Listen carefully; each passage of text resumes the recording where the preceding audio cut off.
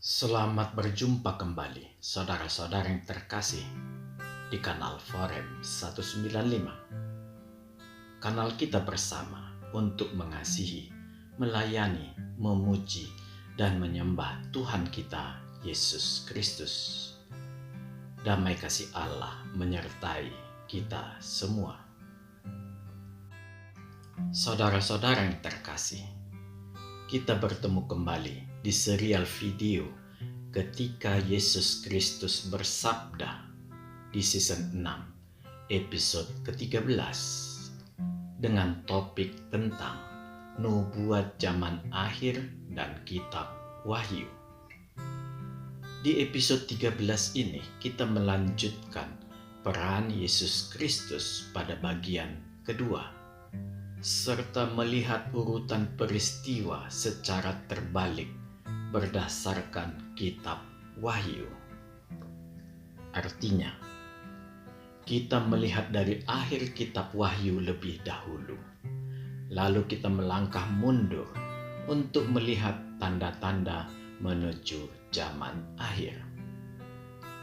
Di episode 14 dan seterusnya, kita sudah memiliki alur yang akan kita pakai, berawal dari melihat tanda-tanda zaman akhir, sampai semua mengerucut ke klimaks di kitab Wahyu. Marilah, sebelum memulai renungan kita terlebih dahulu berdoa. Ya Tuhan, kami akan melanjutkan belajar kami mengenai peran Tuhan seperti apa dan bagaimana, sesuai dengan yang akan Engkau ungkapkan. Dengan memahami ini ya Allah, kiranya Engkau bukakan pintu hikmat-Mu, agar kami mampu menapak lebih lanjut, sampai mata kami dapat melihat betapa dahsyatnya Engkau, ya Allah. Bila ada kekeliruan kami dalam mengartikan, ampunilah kami ya Tuhan. Kembalikan kami ke jalan yang Engkau maksud. Seluruh kehidupan keseharian kami serahkan hanya ke dalam tangan pemeliharaan Tuhan saja. Terima kasih ya Allah. Di dalam nama Tuhan Yesus Kristus kami berdoa dan mengucap syukur. Amin. Saudara-saudara yang terkasih, di bagian 1 kita sudah melihat, memanglah unsur utama Yesus Kristus sepenuhnya adalah sorgawi. Tidak ada kemungkinan sedikit pun berasal dari dunia.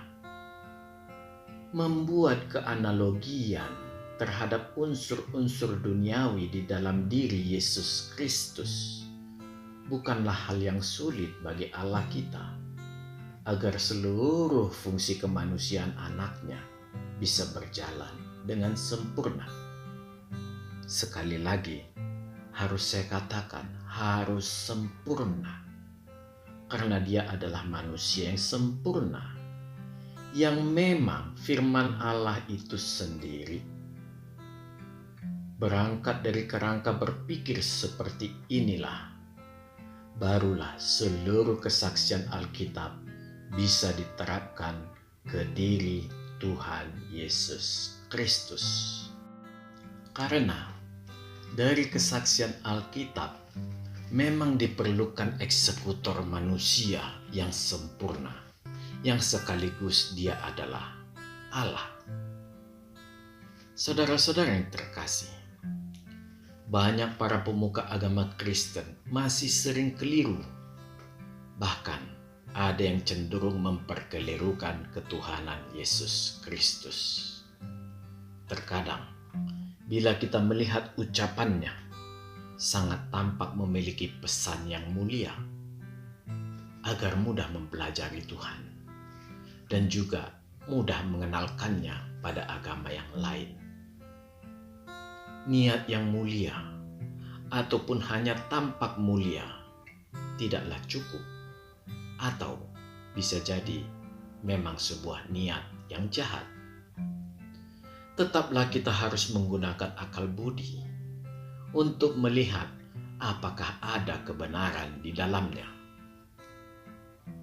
Bila kita melihat dan mengikuti ajaran mereka ini, maka akan tampak kengerian yang baru.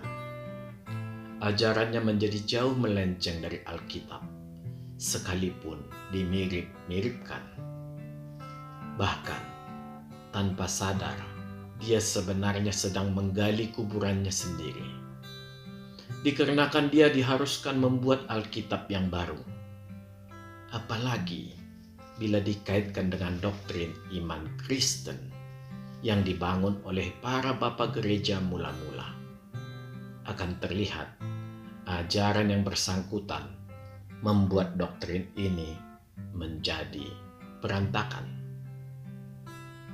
Yang membuat saya sering mengelus dada, bisa-bisanya ada pendeta yang merendahkan peran para bapak gereja mula-mula dengan mengatakan, mereka juga manusia biasa yang bisa salah. Pendapat pendeta ini masih bisa saya terima apabila apa yang diajarkannya selaras dengan Alkitab. Tetapi sangat terlihat ajarannya tersebut justru digilas dan ditelanjangi oleh Alkitab. Dan yang tersisa adalah kesombongan. Hati saya sering terenyuh.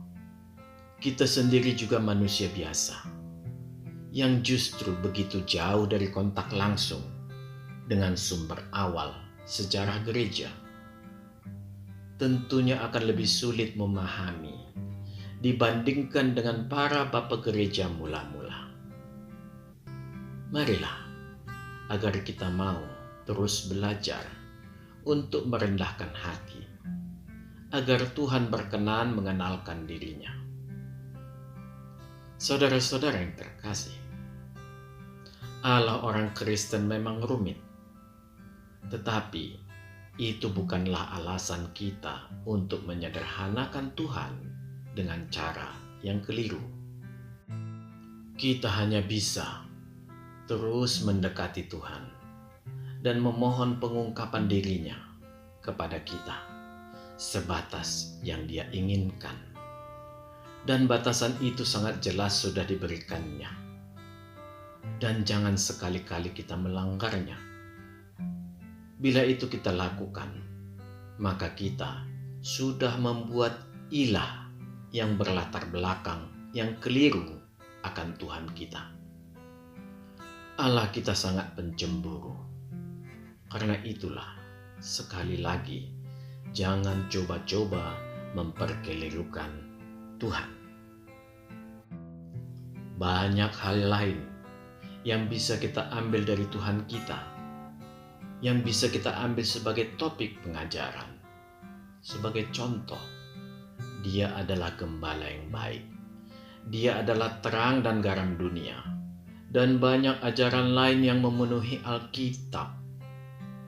Yang paling penting adalah semua ajaran itu menuju ke hukum kasih, yaitu mengasihi Tuhan dengan cara mengenal Tuhan yang penuh kasih itu terlebih dahulu, dan kemudian mengasihi sesama. Bila kita ingin lebih mendalami Tuhan, dan inilah sesungguhnya yang diinginkan Tuhan, maka kita harus merendahkan hati, memohon tuntunan Roh Tuhan agar diberi kesempatan mengenalinya lebih dalam lagi. Dengan demikian, memperkecil kemungkinan kesalahan ketika kita memperkenalkan Tuhan bagi seluruh umat manusia.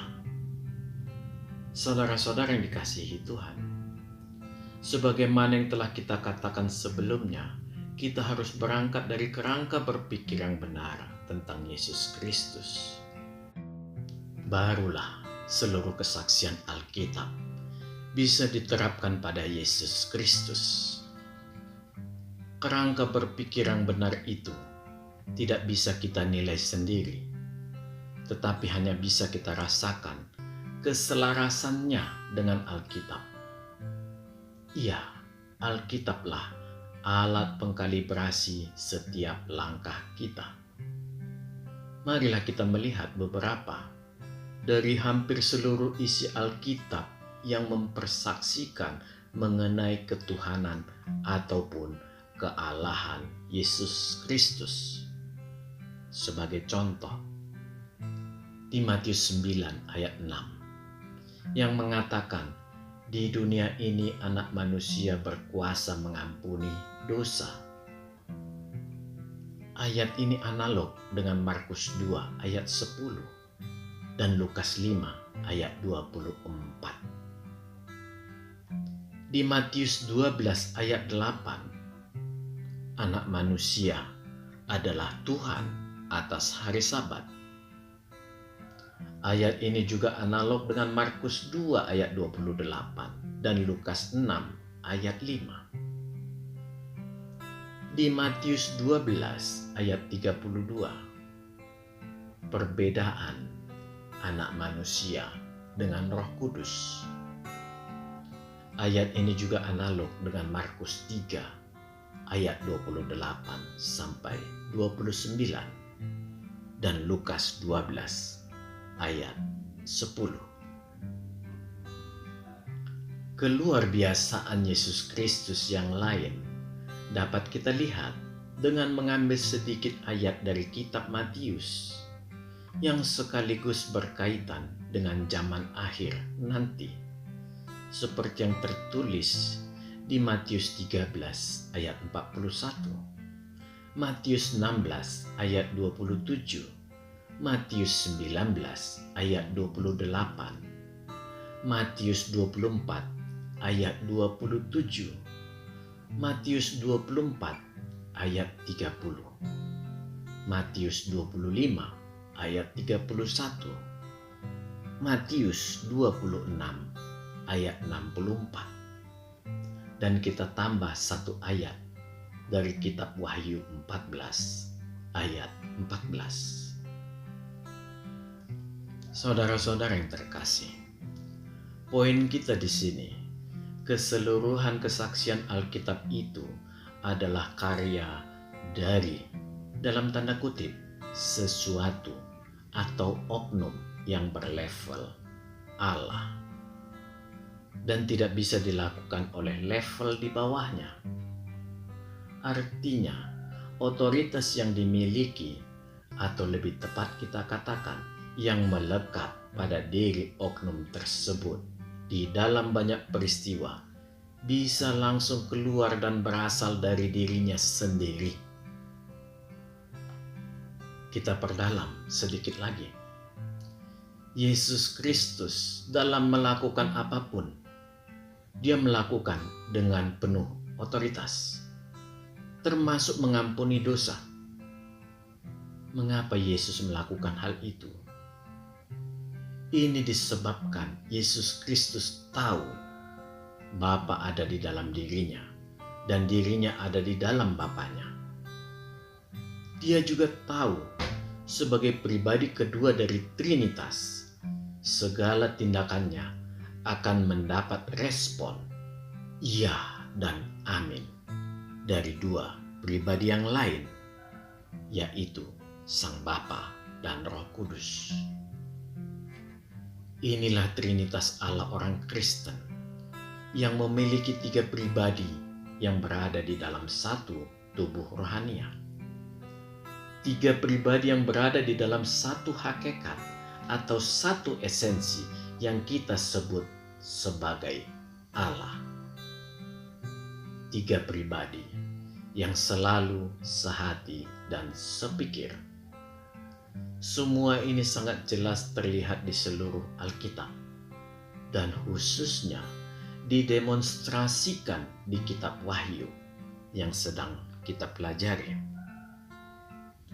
Saudara-saudara yang terkasih, kitab Wahyu adalah kitab pembuka kita untuk melihat nubuat-nubuat zaman akhir.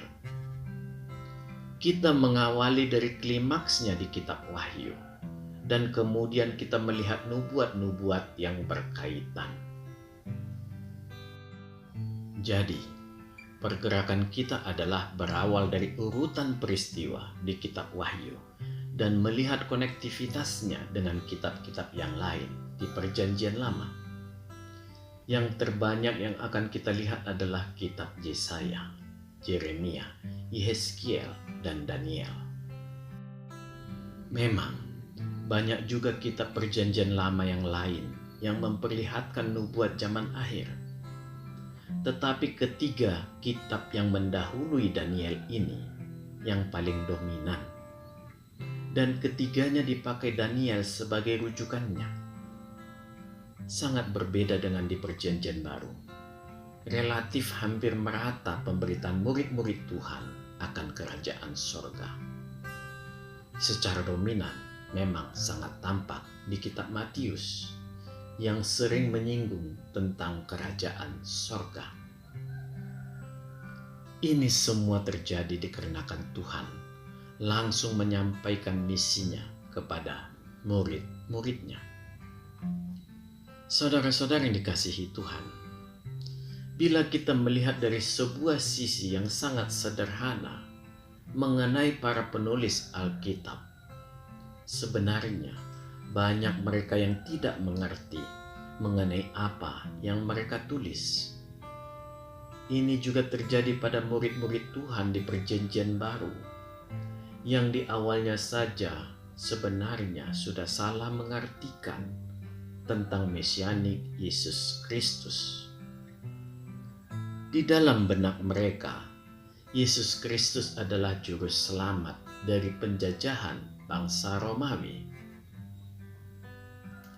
Ya, kita pun akan beranggapan seperti itu di situasi seperti yang dialami di zaman murid Tuhan.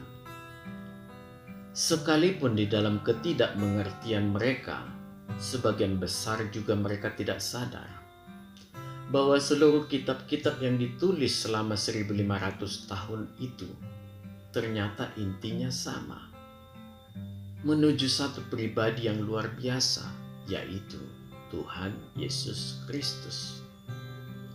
Di dalam ketidakmengertian mereka, di dalam kepolosan mereka, mereka sudah tercatat menjadi bagian karya Tuhan.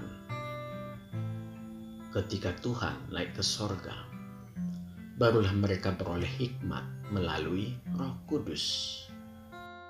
Dan mulailah mereka menginjili, dan semakin banyak orang percaya dan bertumbuh kembang menjadi cikal bakal munculnya gereja Tuhan di mana-mana. Khusus untuk pengangkatan gereja nanti, kita akan mengambil seluruh sumber dari Perjanjian Baru. Dikarenakan tentang topik pengangkatan gereja ini belum pernah saya temukan di Perjanjian Lama. Nanti saudara semua bisa membantu dan kita saling melengkapi, karena itulah yang diinginkan Tuhan. Kiranya jerih payah saudara akan memperoleh berkat dari Tuhan kita. Karena kitab Wahyu juga bersaksi, walau hanya sekedar membaca Wahyu Yesus Kristus ini, Tuhan akan mencurahkan berkat-Nya. Saudara-saudara yang dikasihi Tuhan, di akhir kitab Wahyu, tampak puncak dari penglihatan Yohanes adalah di langit yang baru dan bumi yang baru, yang dijabarkan di pasal 21.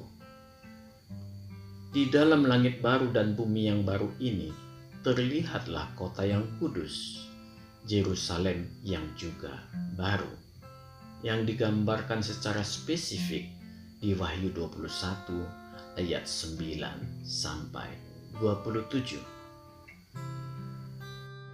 Sebelum penglihatan terakhir itu, Yohanes diberitahu bahwa sebelumnya akan berlangsung pemerintahan Yesus Kristus selama 1000 tahun, sekaligus merupakan masa penggenapan janji Tuhan tentang pemulihan Israel.